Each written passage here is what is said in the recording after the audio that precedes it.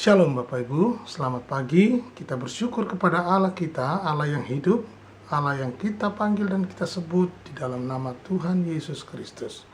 Allah yang kita percayai, Allah yang menyelamatkan, yang luar biasa. Nah, pagi hari ini sebelum kita membaca dan merenungkan firman Tuhan, mari kita berdoa. Terima kasih Bapa Surgawi, kami mengucap syukur buat hari yang baru ini.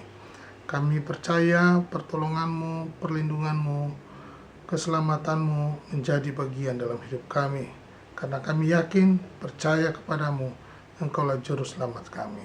Terima kasih Bapa, di dalam nama Tuhan Yesus kami mau membaca dan merenungkan firman-Mu. Biarlah menjadi pembaharuan di dalam hidup kami, biarlah membaharui hidup kami dari hari ke hari, dan kami diberkati untuk menjadi berkat. Haleluya, amin. Bapak Ibu yang dikasihi Tuhan, pagi hari ini kita akan membaca dari Efesus pasalnya yang ke-5. Demikian firman Tuhan. Sebab itu jadilah penurut-penurut Allah seperti anak-anak yang kekasih, dan hiduplah di dalam kasih, sebagaimana Kristus Yesus juga telah mengasihi kamu dan telah menyerahkan dirinya untuk kita sebagai persembahan dan korban yang harum bagi Allah. Tetapi percabulan dan rupa-rupa kecemaran atau keserakahan disebut saja pun jangan di antara kamu, sebagaimana sepatutnya bagi orang-orang kudus. Demikian juga perkataan yang kotor, yang kosong, atau yang sembrono, karena hal-hal ini tidak pantas. Tetapi sebaliknya, ucapkanlah syukur, karena ingatlah ini baik-baik, tidak ada orang sundal, orang cemar, atau orang serakah. Artinya, penyembah berhala yang mendapat bagian di dalam kerajaan Kristus dan Allah. Janganlah kamu disesatkan oleh orang dengan kata-kata yang hampa, karena hal-hal yang demikian mendatangkan murka Allah atas orang-orang durhaka. Sebab itu, janganlah kamu berkawan dengan mereka. Memang dahulu kamu adalah kegelapan, tetapi sekarang kamu adalah terang di dalam Tuhan. Sebab itu, hiduplah sebagai anak-anak terang. Karena terang hanya berbuahkan kebaikan dan keadilan dan kebenaran. Tetapi, ujilah apa yang berkenan kepada Tuhan. Janganlah turut mengambil bagian dalam perbuatan-perbuatan kegelapan yang tidak berbuahkan apa-apa, tetapi sebaliknya, telanjangilah perbuatan-perbuatan itu, sebab menyebutkan saja pun apa yang dibuat oleh mereka di tempat-tempat yang tersembunyi telah memalukan. Tetapi segala sesuatu yang sudah ditelanjangi oleh orang itu menjadi nampak, sebab semua orang yang nampak adalah terang. Itulah sebabnya dikatakan, bangunlah, hai kamu yang tidur, dan bangkitlah dari antara orang mati, dan Kristus akan bercahaya atas kamu. Karena itu, perhatikanlah dengan seksama bagaimana kamu hidup. Janganlah seperti orang bebal, tetapi seperti orang arif. Dan pergunakanlah waktu yang ada, karena hari-hari ini adalah jahat. Sebab itu, janganlah kamu bodoh, tetapi usahakanlah supaya kamu mengerti kehendak Tuhan. Dan janganlah kamu mabuk oleh anggur, karena anggur menimbulkan hawa nafsu, tetapi hendaklah kamu penuh dengan roh, dan berkata-katalah seorang kepada yang lain dalam mazmur, kidung puji-pujian, dan nyanyian rohani. Bernyanyi dan bersoraklah bagi Tuhan dengan segenap hati.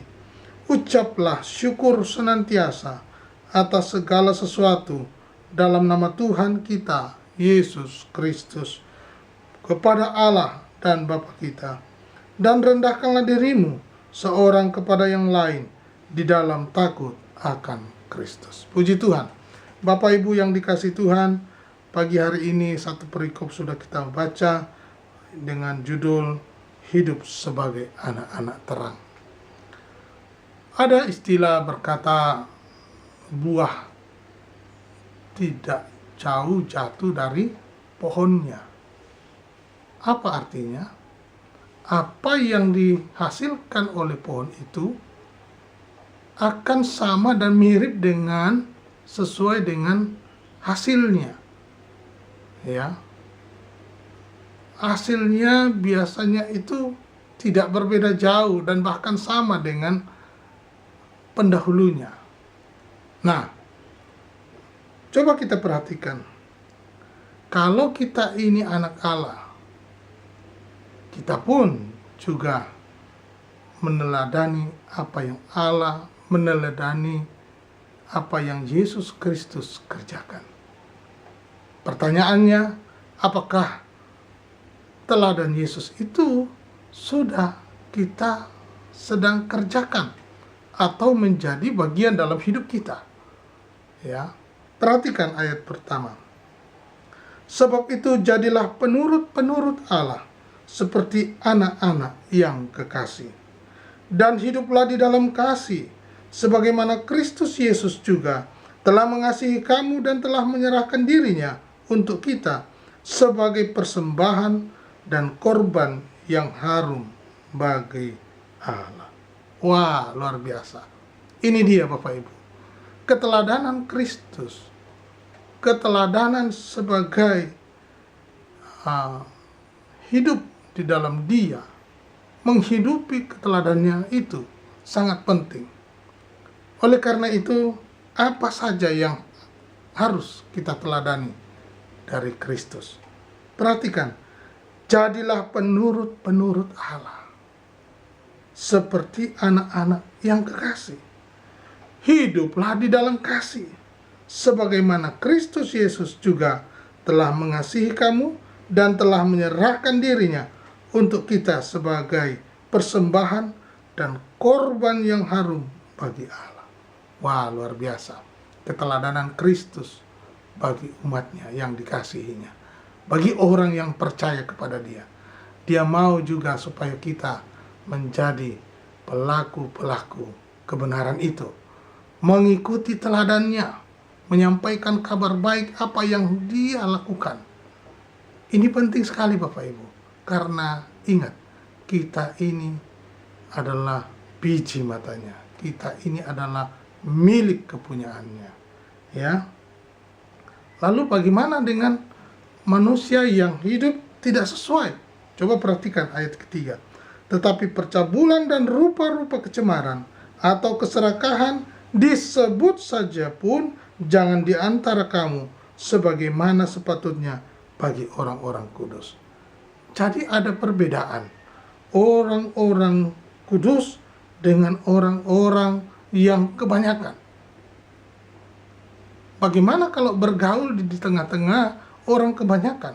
Apakah sama mirip dengan kelakuan mereka atau kita menjadi terang di tengah-tengah mereka?